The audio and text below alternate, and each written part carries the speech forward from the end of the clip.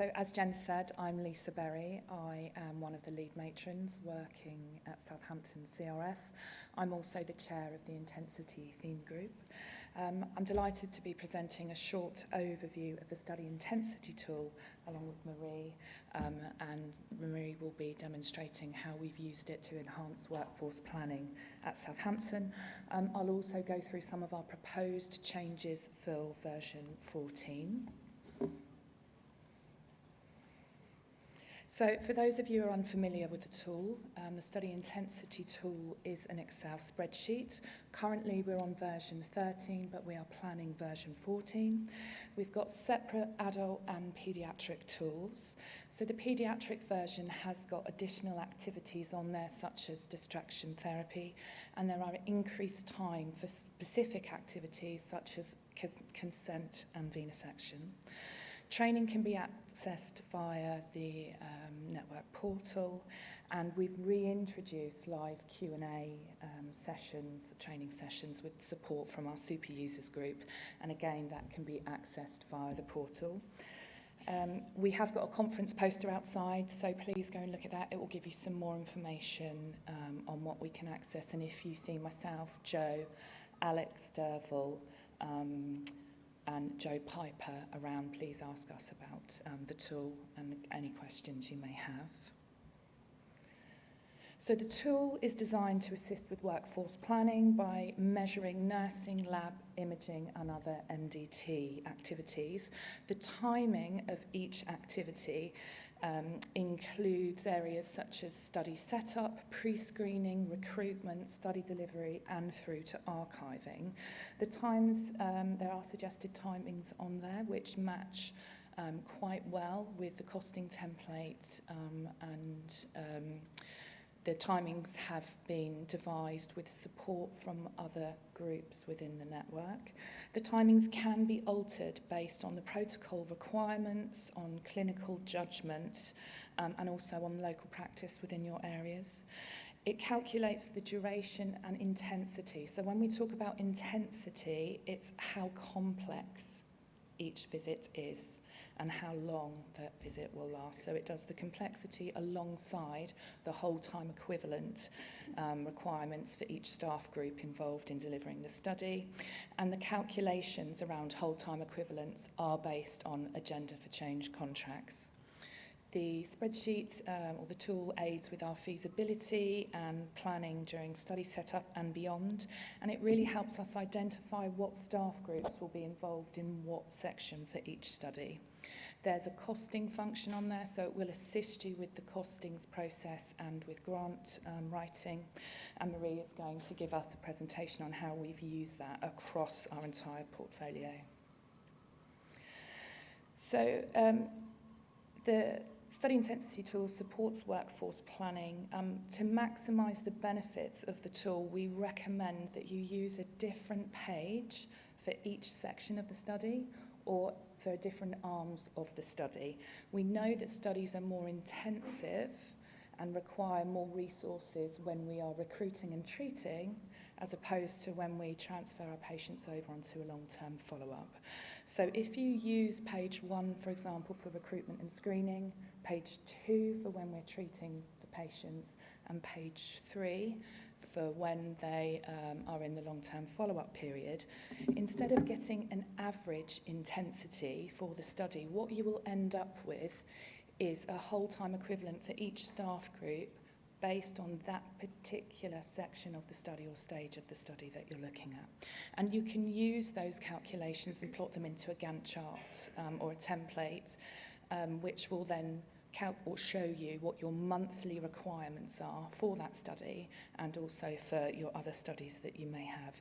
It's really important if you've got MDT staff working within your teams on the studies that you use those different MDT sections. So before I hand over to Marie, I just wanted to give an update on our proposals for version 14. So the theme group, we are aware that there is a need for more support and resources with workforce planning tools.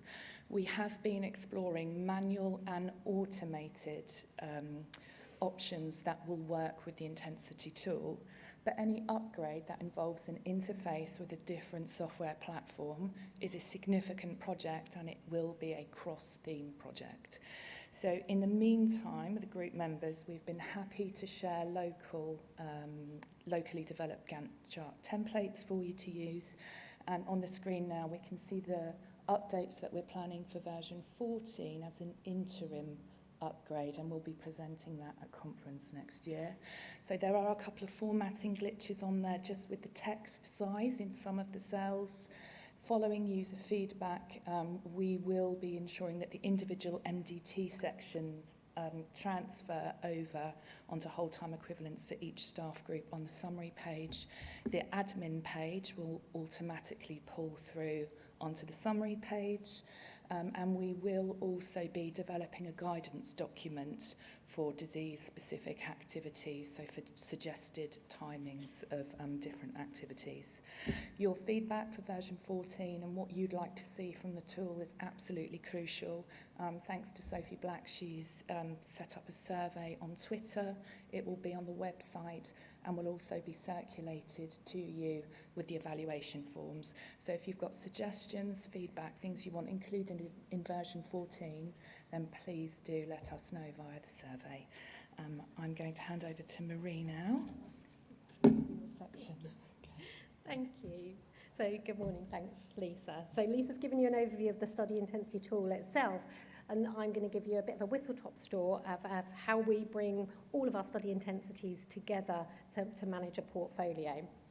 So I'm going to start with a brief overview of our delivery workforce, and the size of it and how we have to manage this. So we have three main teams. The blue is our CRF team, the orange in the middle is our cancer research team, and the pink is everything else outside of CRF and cancer. So that's our trust-wide team across all specialities in the hospital. And within that, we have 38 smaller speciality teams. So it's a big workforce and a lot of studies. And we have to have oversight to be able to manage to flex that resource and respond to the changing needs, which are increasing. So rebuilding the portfolio after the pandemic has been a challenge for all of us, and having oversight of workload and staffing needs is essential to that. And so up to this point, there were varying methods among the teams for estimating the staffing needs outside of the CRF. The study intensity tool was used to varying degrees, with no standard format for collating those study intensities to identify staffing and portfolio of studies. So our respiratory team, based in the CRF, had faced particular challenges in rebuilding the portfolio after the pandemic. Staffing and the portfolio had been significantly impacted. So Jen, along with Abigail, our senior sister in that respiratory team, reviewed what we already have in terms of tools of being able to manage the portfolio.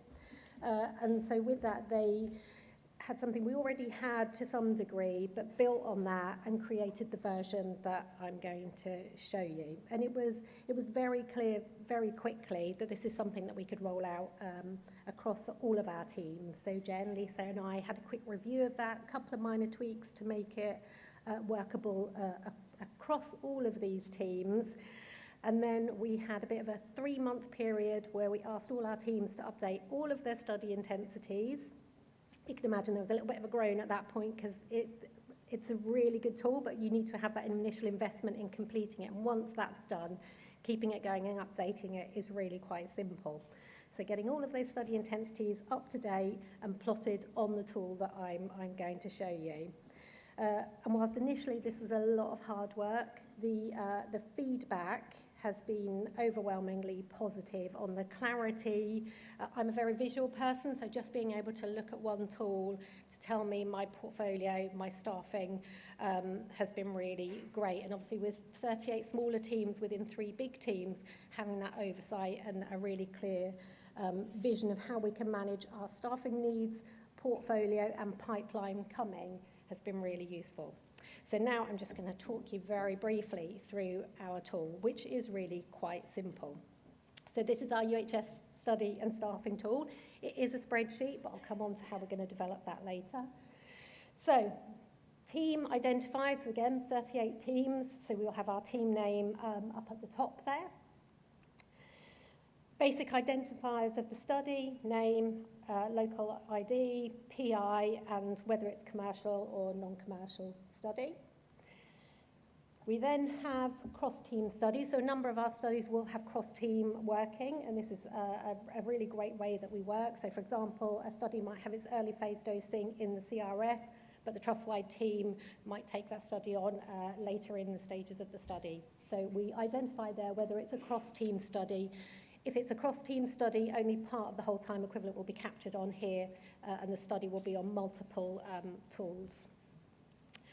And then some just really basic study information, timelines, recruitment start and end dates, targets, totals recruited, and the current study status, whether it's open recruiting or in setup. Study type, so this gives a bit an idea of the balance of the portfolio. So we've got observational phases and whether it's device on there as well, but that's not listed there. So just gives an idea of the complexity of the portfolio. The basic information for that's taken from the study intensity tool, and so whilst the study intensity tool, these metrics are gathered for studies working in the CRF, but for all our others, not necessarily so, but we wanted to have this really standardised, so we capture the complexity and metrics for the CRF through this tool as well. Okay, and so how do we plot the study intensity tool on there? So this is just moving across the page a little bit. So down the side here, we have the grades of staff and the whole time equivalent that they are employed to work on those studies. So for example, we have our Band 7 senior assisters. Working down, we would normally have names in there of those staff and identifying where we've got vacancies, and then just plotting along the whole time equivalents for the months. And then what that does is it gives us, based on, you've got all your studies plotted along, month by month, and again, as Lisa has mentioned with the study intensity tool, you'll have different phases, so your recruitment phase, your follow-up phase, so you plot them along the top there, month by month. We have a formula built in that then calculates the whole time equivalent of portfolio versus the whole time equivalent of staffing we have. And when it's in red, we have more study activity than we have staffing. When it's in green, we have enough or a little bit of excess staffing within that portfolio. But as we know, that there is rarely excess. And we're able to plot when staff members start and finish so that when we look at the year ahead, we can really see how much capacity we've got within the teams. And so next steps for us. So this is fantastic, but for us this is the first part. So what we want to do, the study intensity captures the study activity, but as we all know, there is lots of activity that you can't attribute necessarily to a study. And whilst that builds in annual leave and some sickness and stat and man training within the study intensity, that's built in, what it doesn't build in is other training and other HR management parts to the role that we will all have, no matter what grade of staff you will have that within your role. So what we're doing in Southampton is we're doing a bit of scoping exercise to understand those roles better so that we can have a number to put in here as an average for example, a Band 5 nurse, we know that 0.1 will be non-measurable study activity, so we can then deduct that from that portfolio number, so it gives us a far more accurate. And at the minute, it's a spreadsheet, but what we want to do is go digital. We already have digital dashboards for recruitment, so what we're going to do when we get our BI analyst support in a few months is we're going to turn this digital, so it will be a dashboard to view rather than a spreadsheet, and it will pull information from Edge rather than us having to put it in manually. So that's a work in progress. And that's me. Thank you.